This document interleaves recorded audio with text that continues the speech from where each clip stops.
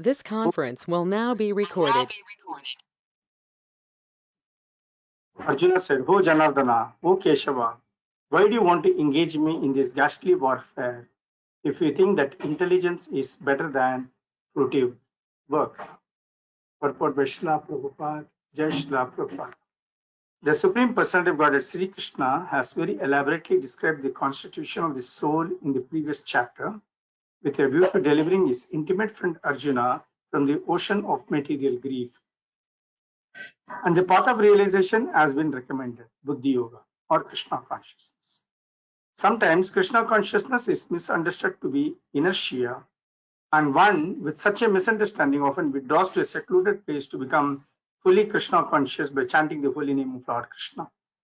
But without being trained in the philosophy of Krishna consciousness, it is not advisable. But without being trained in the philosophy of Krishna consciousness, it is not advisable to chant the holy name of Krishna in a secluded place where one may acquire only cheap adoration from the innocent public. Arjuna also thought of Krishna consciousness or Buddhi Yoga or intelligence in spiritual advancement of knowledge as something like retirement from active life and the practice of penance and austerity at a secluded place. In other words, he wanted to skillfully avoid the fighting by using Krishna consciousness as an excuse. But as a sincere matter of the master, and questioned Krishna as to his best course of action. In answer, Lord Krishna elaborately explained Karma Yoga or work in Krishna consciousness in this third chapter. So the second text also he says, Arjuna is talking, my intelligence is bewildered by your equivocal instructions. Therefore, please tell me decisively which will be most beneficial for me. In the previous chapter, as a prelude to the Bhagavad Gita, many different paths were explained, such as the Sankhya Yoga, Buddhi Yoga, control of the senses by intelligence, work without fruitive desire, and the position of the neophyte. This was all presented unsystematically. A more organized outline of the path would be necessary for action and understanding. Arjuna therefore wanted to clear up these apparently confusing matters so that any common man could accept them without misinterpretation. Although Krishna had no intention of confusing Arjuna by any jugglery of words, Arjuna could not follow the process of Krishna consciousness either by inertia or by active service. In other words, by his questions, he is clearing the path of Krishna consciousness for all students who seriously want to understand the mystery of the Bhagavad Gita.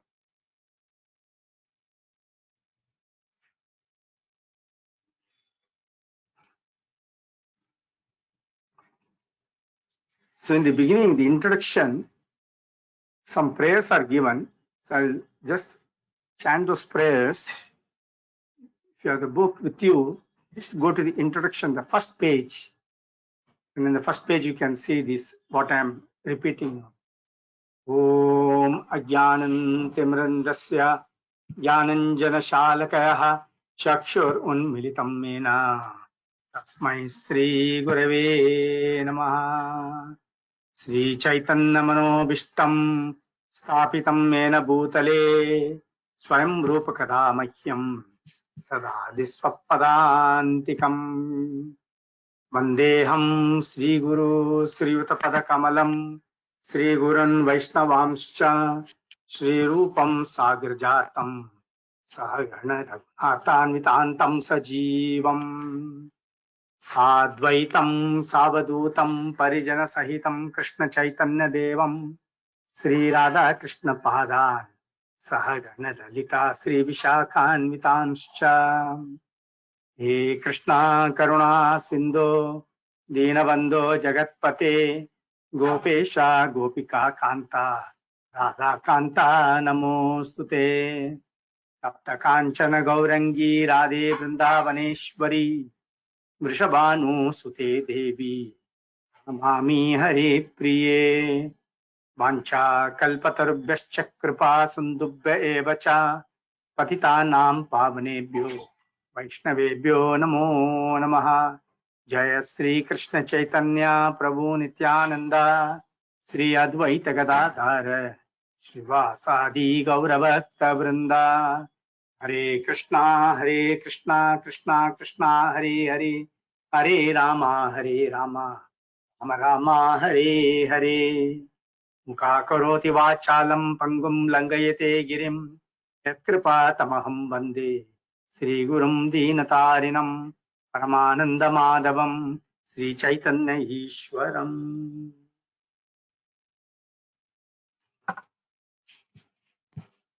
Hare Krishna. So we are on this third chapter. As we saw here, before we start with the third chapter, let us recap what we did in our first and the second chapter, what we saw in the first and second chapter. So as we all know, Arjuna was trying to find out a reason not to fight. He was giving several excuses, and some of the excuses were that this will result in destruction of the family. We'll be incurring a lot of sin. He was expecting a lot of compassion for the people on the opposite side. They were all his relatives. So that made Krishna, and then afterwards, Shishyastoham Sadimam Prabannam. Arjuna is telling Krishna in the text 7 of the second chapter, Shishyastoham Sadimam Prapannam. He says that. That is, I'm taking shelter under you. I'm surrendering unto you. I'm your student, Shishya. And please clear my doubts. And Arjuna takes over there and starts explaining about the difference between the soul and the body, spirit and matter. He talks, Krishna. Then afterwards, he talks something on, he's also talking on how one has to perform duties. He explains that part. Then also he explains on about the desire, about the mind, various things Krishna is talking of. In between, he's talking of Jnana Yoga also. Then he's also talking of little bit of Bhakti Yoga. He talks, but then he's telling that instead of doing all fruity work, it is better to work in intelligence. He explains all those things, and when he has explained that, Arjuna immediately catches hold of that, and he is asking Krishna that if you feel that, oh Krishna, if you feel that it is better to be, what is it?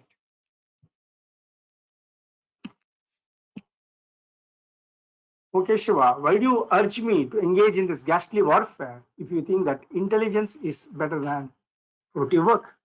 My intelligence is bewildered by your equivocal instructions. Therefore, please tell me decisively what is most beneficial for me. So here we find that Arjuna, he was under a wrong impression about Krishna consciousness. In his understanding, Krishna consciousness was something where you have to retire from the active life and you'll have to go to a secluded place and practice Krishna consciousness. This was somewhat this type of thought he had, which we find is very common amongst common people even today, is it not? When someone says that I'm joining, I'm doing some Krishna conscious activities, I'm chanting the holy name of the Lord, or I'm reading Bhagavad Gita, I'm reading Bhagavatam, I want to join a class reading Bhagavad Gita, Bhagavatam. People do come back with some of these comments saying that, why do you want to do it now? You're still not 60, you're not retired from active life. So this is not the time for you to study your Bhagavad Gita. Retire, go, once you reach 60 years old, then you can do this. Similarly, Arjuna was also under the impression that Krishna consciousness is something like retiring from active life and get into some sort of penance, practice some penance. No. So, in fact, Arjuna was using this as an opportunity. He wanted to find some excuse for not finding. But all having said this, Arjuna was also a sincere student of Krishna. He was an honest and sincere student of Krishna. That's why what he does is this: he places before Krishna and tells Krishna, you sort it out. You tell me what is right. So when he says this, Krishna clarifies, Krishna elaborately explains Karma Yoga to Arjuna. He starts with Karma Yoga, then comes Jnana Yoga, then Bhakti Yoga, one by one, one after the other. He explains clearly to Krishna and explains what is what. So actually, Krishna did not want to confuse anyone. He did not have any such intention. But when he explained everything together, Arjuna was slightly disturbed by the whole thing. He was completely confused in that, and hence he asked for this clarification.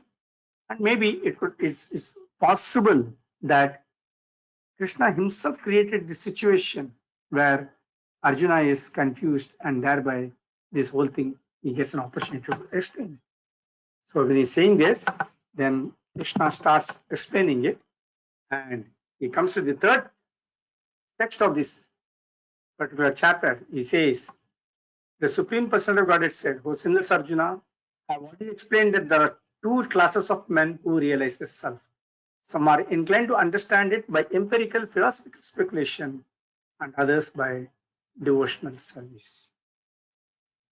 Both lead to the object of the purpose of both is the same, and that is ultimately to realize Krishna." So here he says there are two classes of men.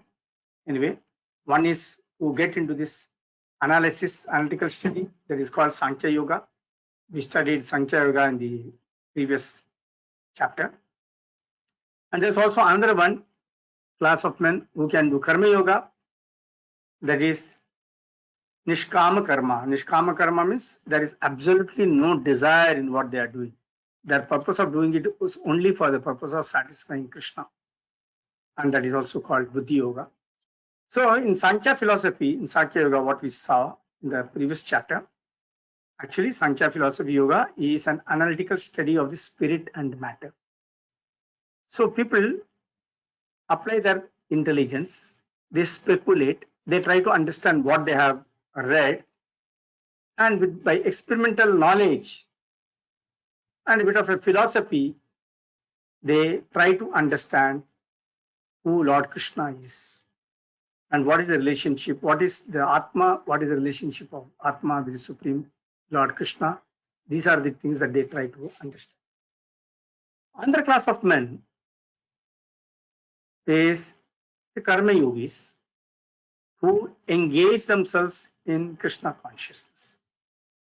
Now, the advantage of engaging in Krishna consciousness is that when you work in Krishna consciousness, there is no karma involved, because any action in Krishna consciousness is on spiritual platform, and any work done on spiritual platform is absolute and does not attract any karma to it. No good karma, no bad karma is there. It is only a purificatory process.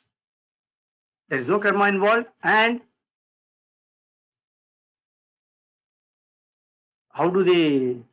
what happens when they are working without any reaction?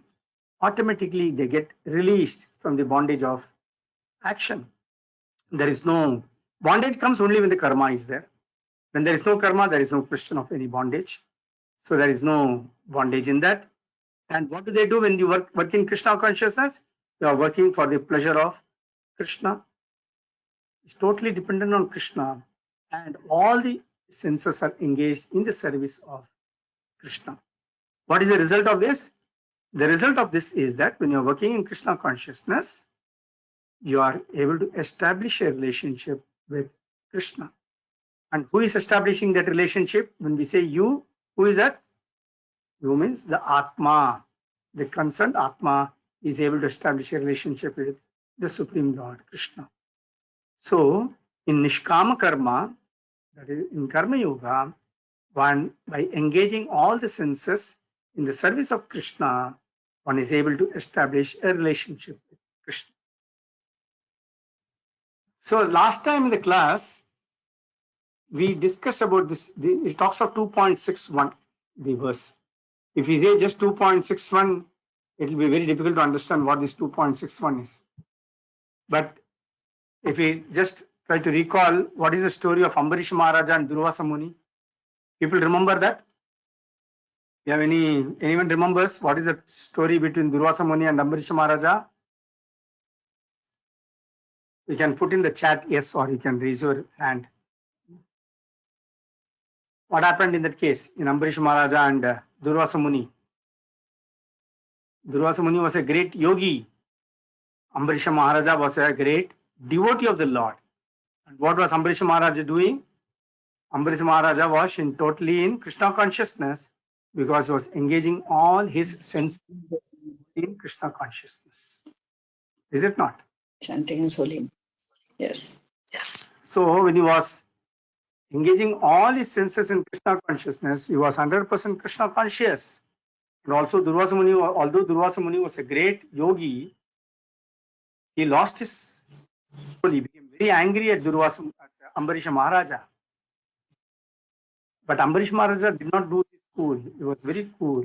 And the Sudarshana Chakra of Lord Krishna was released and it started chasing Durvasa Muni. Durvasa Muni had committed a Vaishnava. He had put into difficulty a great devotee of the Lord Ambarish Maharaja. And then Durvasa Muni had to run to Lord Brahma, then he had to run to Lord Shiva, then he had to run to Lord Vishnu himself to seek protection. But then he was told to seek protection from Ambarish Maharaja itself. And what was Ambarish Maharaja doing? In simple terms, he was putting all his senses only in the service of Krishna. So his eyes he was using to see Krishna, to see the beautiful form of Krishna, he was doing that. Then he was using his ears to hear about Krishna. He was only listening to all the glories of Krishna, about the holy names of Krishna.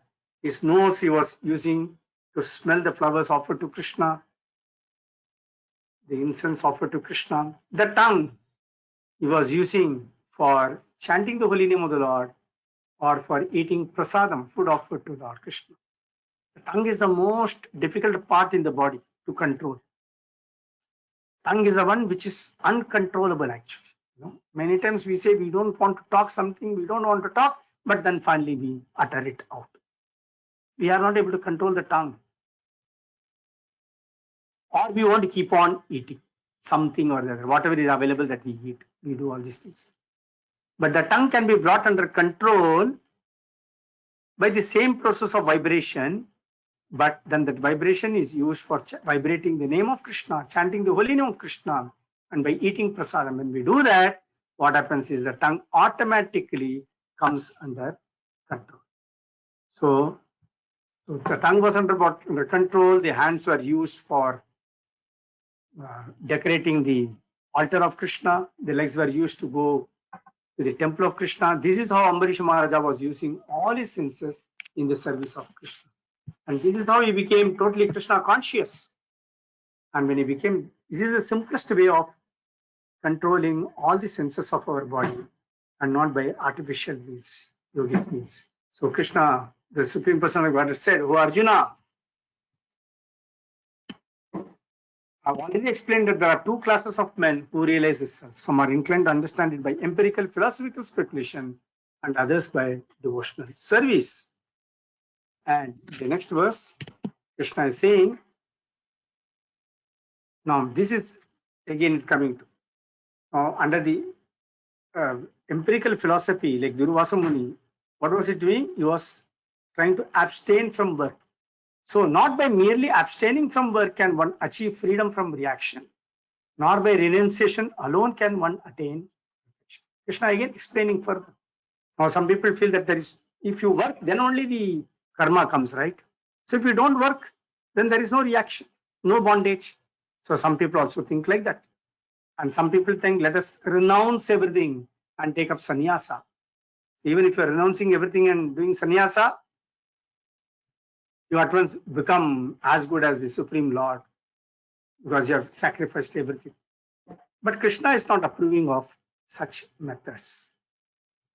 He says that on the other hand, if someone takes to the transcendental service of the Lord, even without discharging his prescribed duties, whatever he may be able to advance in the cause is accepted by the Lord. Swalpam api asya dharmasya trayate mahato bhayat. This again we saw in the second chapter, where Krishna is explaining that even a slight performance of Krishna consciousness, even a slight performance of devotional service, engaging oneself in the devotional service of the Lord, enables one to overcome great difficulties. So he's talking of two things here. One is abstaining from work and one is renunciation. So renunciation is talked here, and the other one he's talking of is abstaining from work. And when the question of abstaining from one's work comes, Krishna says, no, that will be very difficult, because everyone is forced to act helplessly according to the qualities he has acquired from the modes of material nature. Therefore, no one can refrain from doing something, not even for a moment. So we can ask ourselves how we are. If we want to sit idle in one place, is it possible for us to sit idle in one place? Not for more than 2 minutes, 3 minutes. It is not possible at all. The mind is active. The mind thinks of something, and without even our own knowledge, we get up to do certain things. We are forced to do certain things. Morning, I don't want to get up, but I'm forced to get up sometimes. Without my own knowledge, I get up. I see the time, suddenly I realize, oh, I have to go to office. I get up and I start my work. It's time up. 9 o'clock, my meeting is there. I have to get ready for the meeting. The child doesn't wish to go to school, but a child is forced to go to school by something from inside. So everyone is forced to act helplessly in our life. According to the three modes of gunas, according to influence of the three gunas that we have got. So actually, what we need to understand here is, many times we say that, oh, this person is very active, we say that. But actually what is active is the Atma inside, which is active. As long as the Atma is inside the body is. It's not the body by itself, it becomes active. The body becomes active only because of the Atma inside. The body may be there, but if the Atma leaves that body, the body is no more active. The body is considered to be a dead matter. So, by our intelligence, by our common sense, we can understand what is active is the Atma which is there, and that's what makes the body active. If the nature of the Atma, if the nature of the soul is to be active, then we need to try to engage that Atma in good work, engage the body in good work of Krishna consciousness. If we don't engage ourselves in good work, what will happen? The distraction is sufficiently there for us, is it not? There is so much of distraction all around, and that distraction will make us get ourselves engaged in material activities. Even without our own knowledge, we'll get involved in material activities if we are not engaged in good activities, in Krishna conscious activities. So, when we are so much in contact with the material activities, material energy, the Atma also acquires the three gunas. And because of those three gunas, it keeps doing different sattvic activities, rajasic activities, tamasic activities. It keeps all this, it keeps doing this. And it also gets influenced by these three gunas. And if you want to purify the Atma from all these three gunas, then it is necessary to engage in the prescribed duties mentioned in the scriptures, that it becomes happens. So now here in text 6, Krishna further explains about it. One who restrains the senses and the organs of actions, but whose mind dwells on sense objects, certainly deludes himself and is called a pretender. He goes further on to explain the difference between a person who is trying to renounce everything and who is trying to control all his senses and organs, but his mind is still on those sensor on the material things and material activities, and he compares them with a sincere person who tries to control the senses in karma yoga without attachment. How he's doing that? So he's giving the distinction between the two in text 6 and text 7. So we'll see how it is like.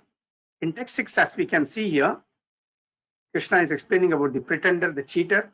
What he does, he shows to be in deep meditation, but actually his mind is dwelling on sense objects.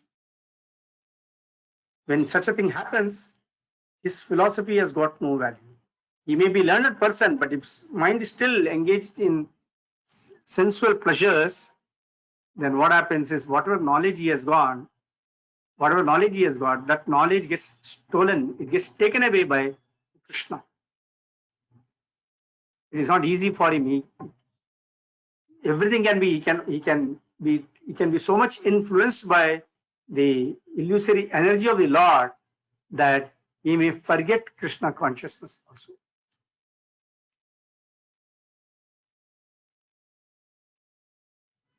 Deshu sannivishtaha jnanam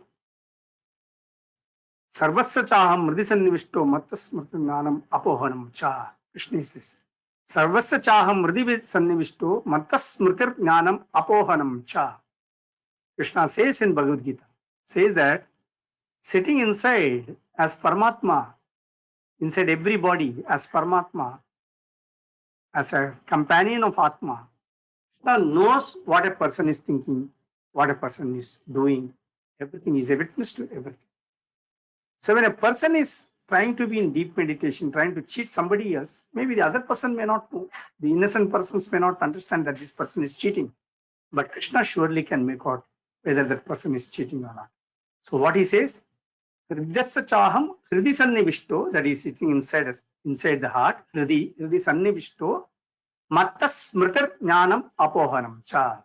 He says, matta smritir, that is memory, intelligence, matta smritir jnanam, knowledge, apohanam, forgetfulness. He says, everything I give. Matta smritir jnanam apohanam cha. So when somebody is an imposter, Krishna can also make that person forget whatever knowledge he has gained because he is somewhat a cheat. So for sense enjoyment, one may be in any of the 4 ashramas. He can be a brahmachari or a vanaprastha or a grastha or a vanaprastha or a sannyasa.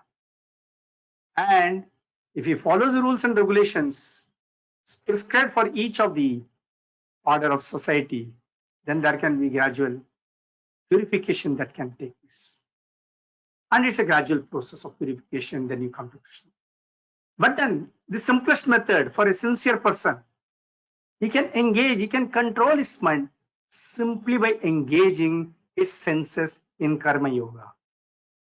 That is, he can do everything as an offering for Krishna, engage all his senses in Krishna consciousness. And when he does that, what happens? This becomes a far superior activity.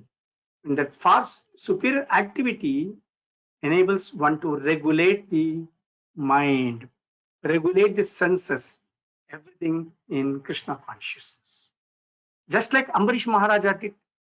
Ambarish Maharaja did not artificially control his senses, but put all his senses in the service of Krishna.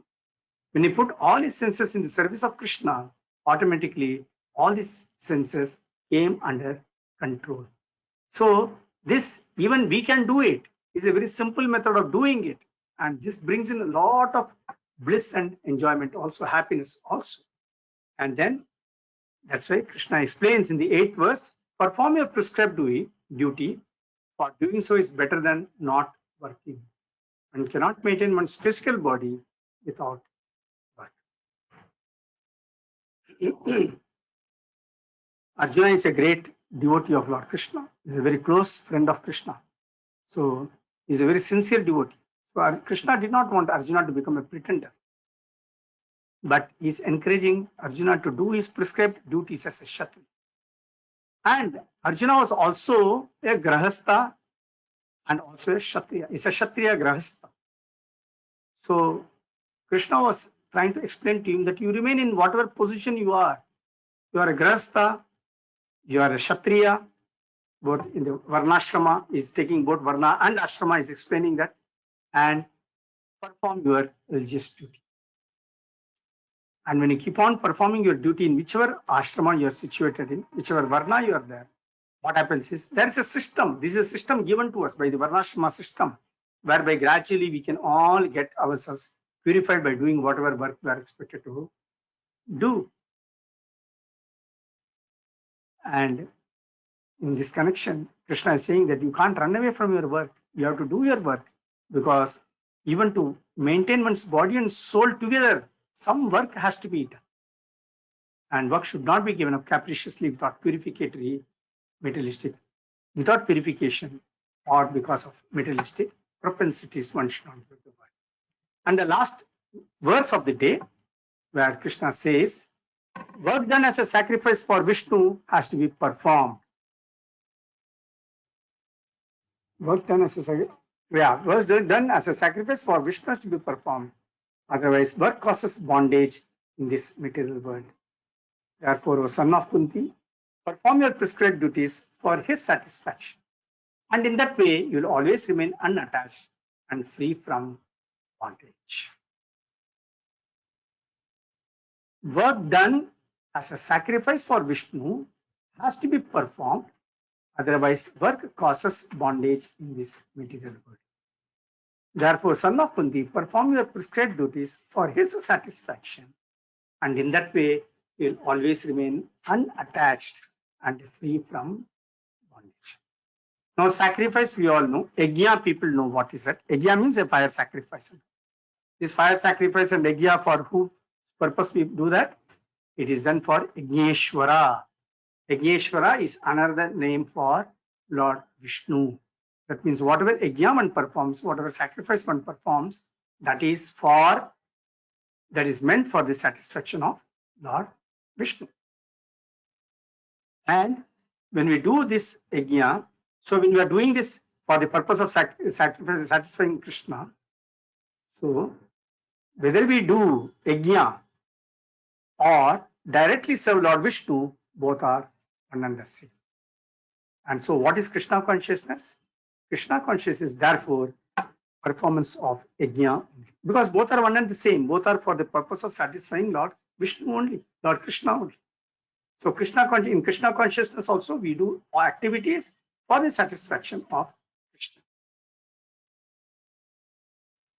Now the difference is, when we do any activity in this material world, all the activities that we do in this material world has got either a good karma or a bad karma.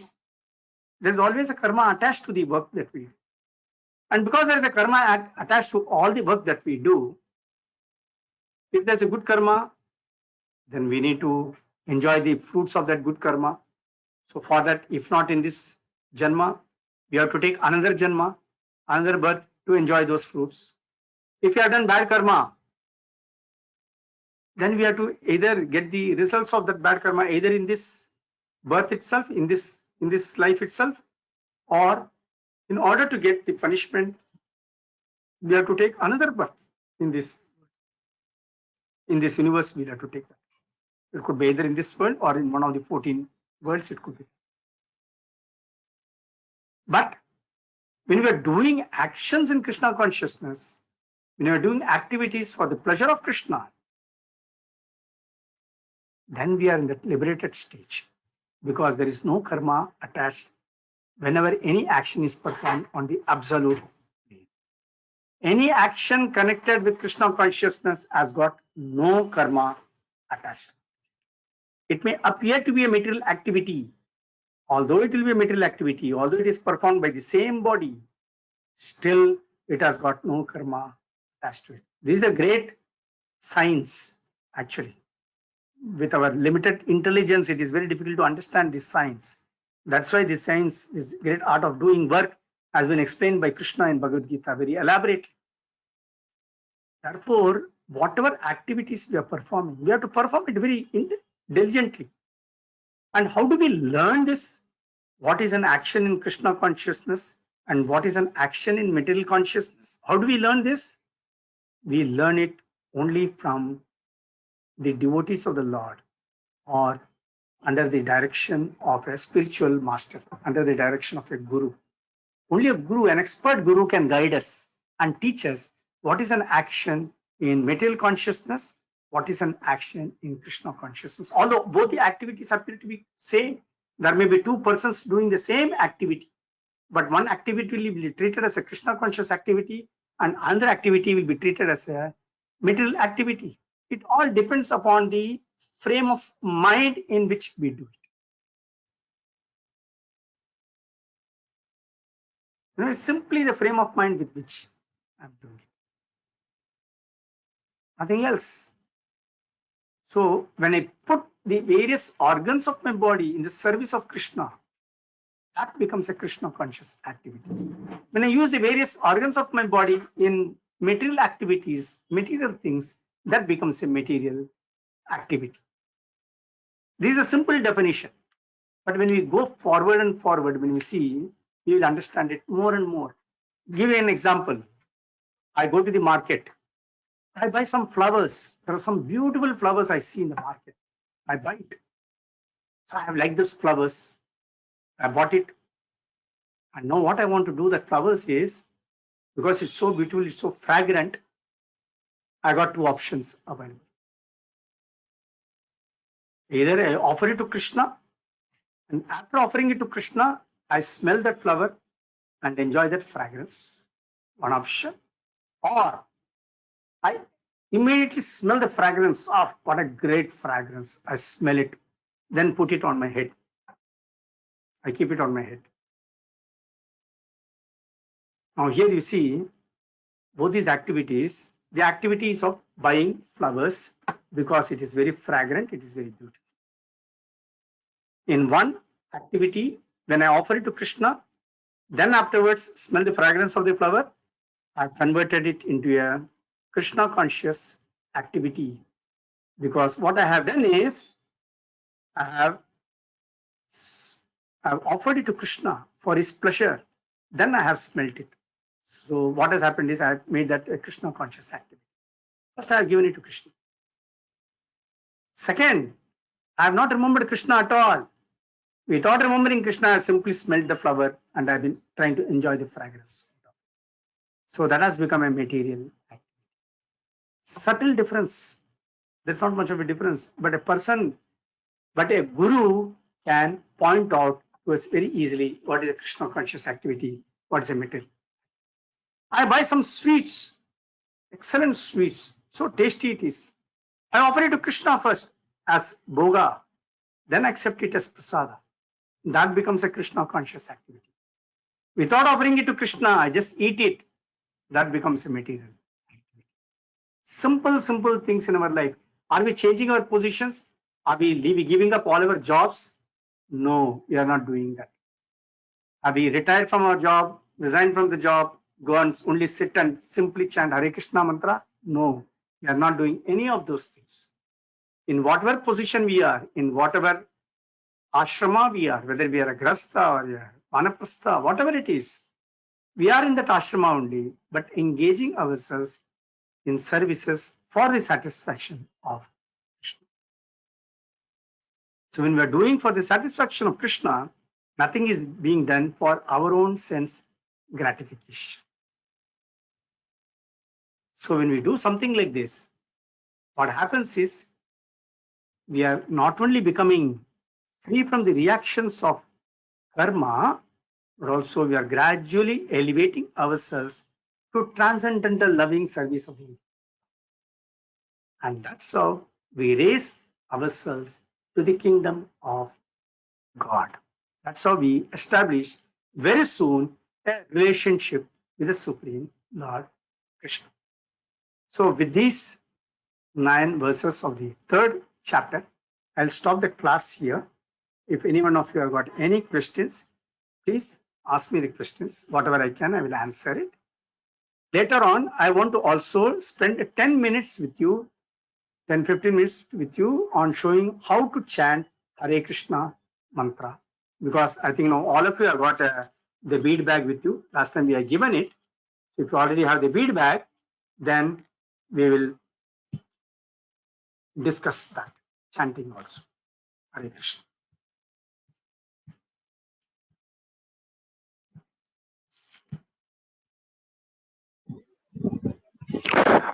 Hello. Krishna Prabhu. Prabhuji, Prabhuji, can you explain? Can you give the example of pediator? What is the difference between it? Because actually, Didn't for what example of pediator, it's mentioned, the illusionary of Krishna means. which Actually, I did which text six, text six.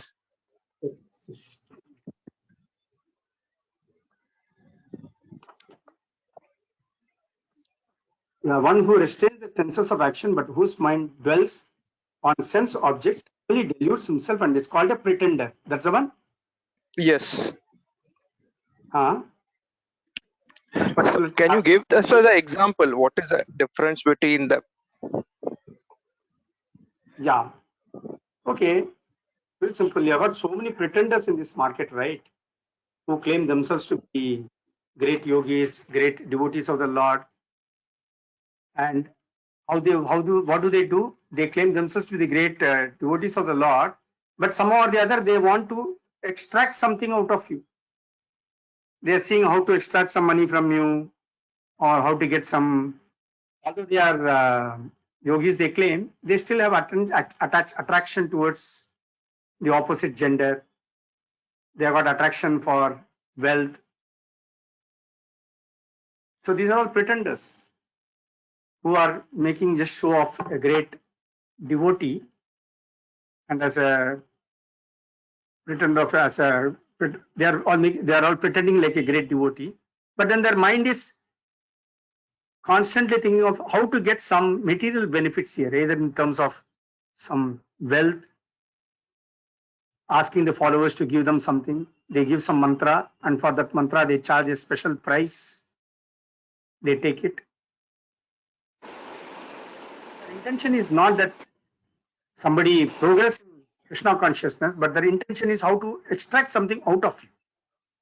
You get people. These are the pretenders. Okay. Okay. Thank you.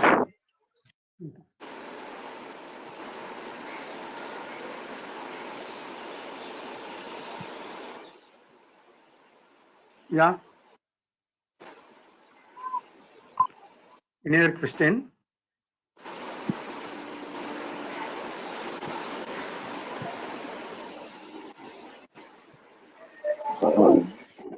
Hare Krishna Guruji. Hello. Hare Krishna Guruji. Hare Krishna. Balraj Prabhu, Katyal Prabhu, can you mute your audio? Yeah. Yeah, tell me, Prabhu. Yeah. Yeah, Guruji, you explained us the importance of karma, and I fully understood that part. But just on the other day, actually, I was just referring one WhatsApp forward wherein one devotee, Krishna devotee, was interviewed by our Indian media only, and he started his barefoot journey 5 years ago, and that was from Switzerland. Okay, and he was into his 30s. Okay, and for 5 years he did not do anything. He was just taking this barefoot journey to reach to Mahakumbh Mela. So I just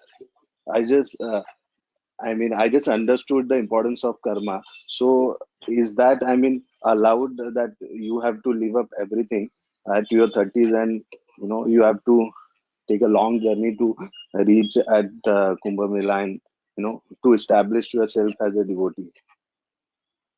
No. That's exactly what Krishna is explaining here. Don't give up your position, he says. Arjuna is a Grahastha. Arjuna is a Kshatriya. Here Krishna is encouraging Arjuna to engage in his duty of fighting the battle. He's saying you should not give up your duties. You should do your duties. And while doing your duties, you should think of me and do the duty as an offering for me. He says. So as a grahastha, we have other responsibilities also. We have got our family members, we have got our husband, wife, children, our partners are Right. there, our family members are there. We have to take care of everyone, and we have a responsibility towards everyone. So we can't give up everything and run away from there, which exactly what Arjuna was trying to do. So Krishna is explaining nobody should run away from their duties. One should do their duty, but at the same time, one should engage oneself in Krishna consciousness. And one should do things in such a manner that all their activities are directed towards Krishna's satisfaction. When we do that, we are not bound by any material, we are not bound by any karma. Now, in this particular case, where a man left, he was traveling for 5 years, then he came to Kumbh Mela and all. Nowhere it has been prescribed like that. But you see, many of the foreigners, they don't know what is what. They are very keen to understand. Very keen to get the spiritual knowledge. And in the initial days, without any proper guidance, on their own, they try to do something. And in the process, they wander everywhere till the time they get a good guru. And once then they also understand, and then they also engage themselves in Krishna conscious activities. Understood.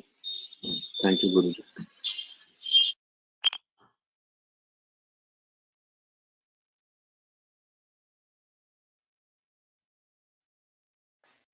Hare Krishna, Prabhuji. Hare Krishna. Prabhuji, just going ahead from what this Prabhuji just told us about this 30-year-old man leaving everything and coming to Kumbh Mela. Now, after he comes to Kumbh Mela or on his way, he finds a good guru and who guides him correctly and this.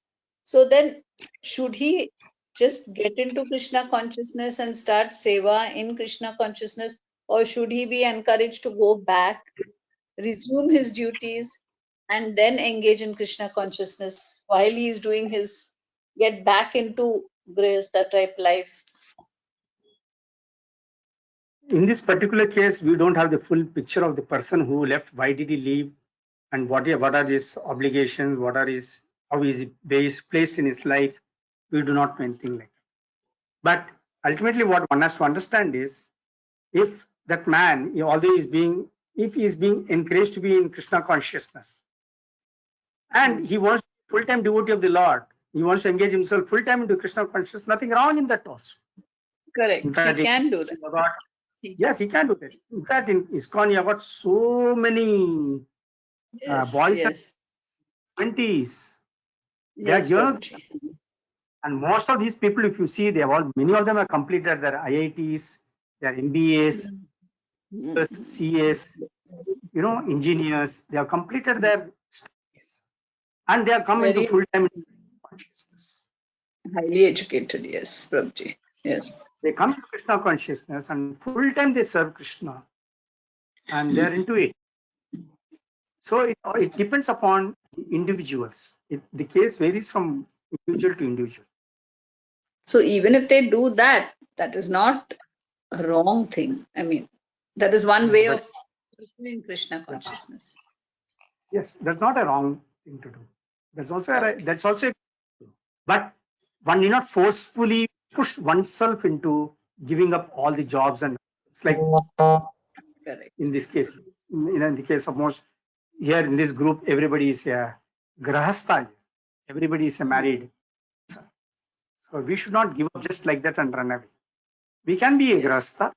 We can engage ourselves in Krishna consciousness. We can engage our spouse also in Krishna consciousness, and we can engage our children in Krishna consciousness. The family in Krishna consciousness. Correct. And keep our peace also.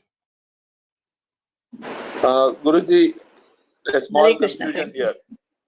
A small confusion here. Guruji, this is Balraj Katyal. Hello. So, Balraj. Yeah. Guruji, my question. Now, we just now said IITs, MBAs, IIMs, all these people are into full-time into Krishna consciousness as devotees. Now, that itself is it not running counter to the question Guruji talked about the person coming to Kumbh Mela leaving his job for 5 years and trying to understand the whole philosophy of religion, if you call it, or some consciousness.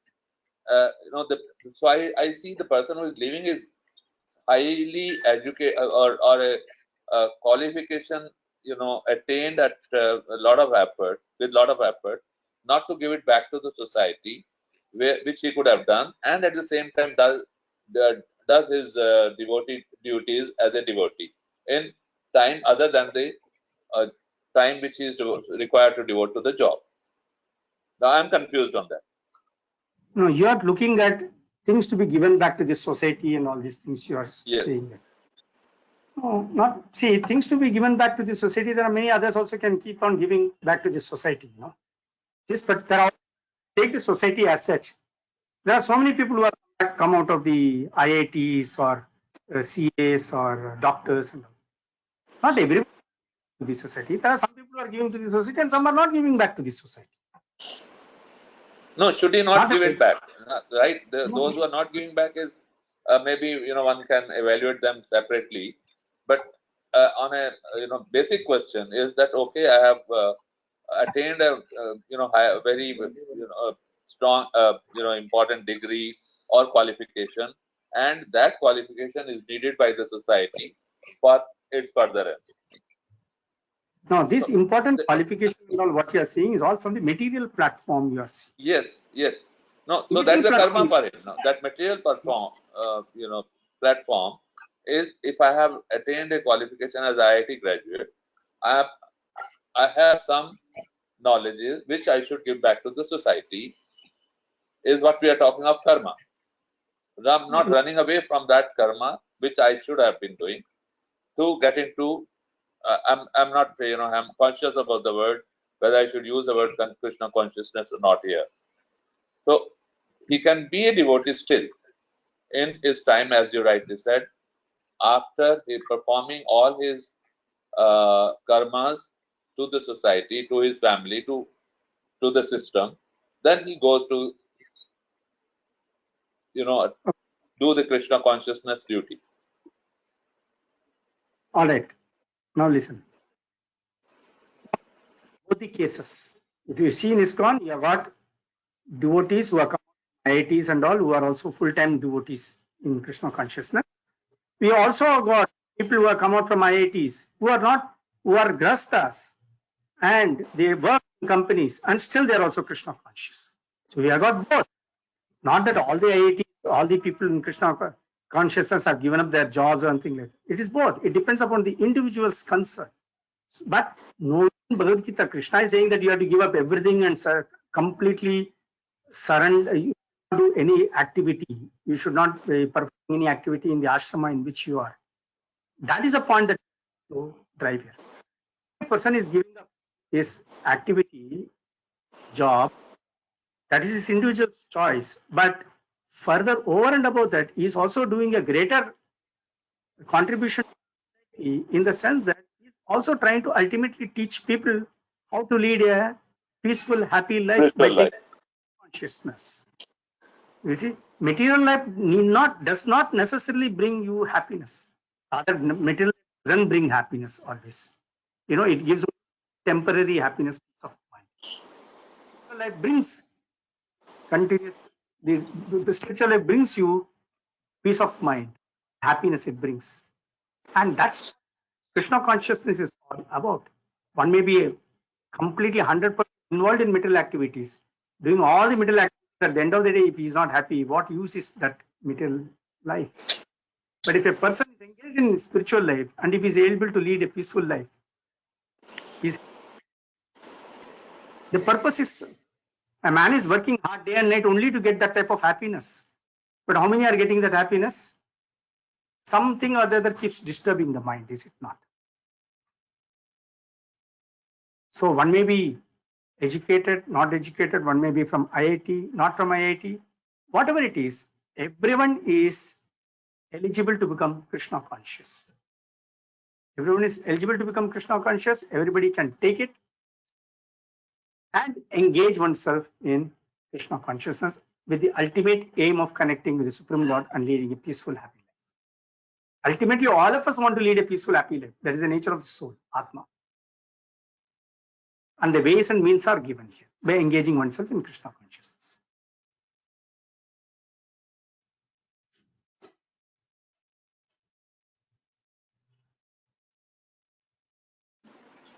Thank you, Prabhuji.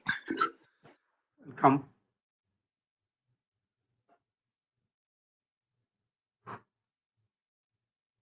Hare Krishna, any other question?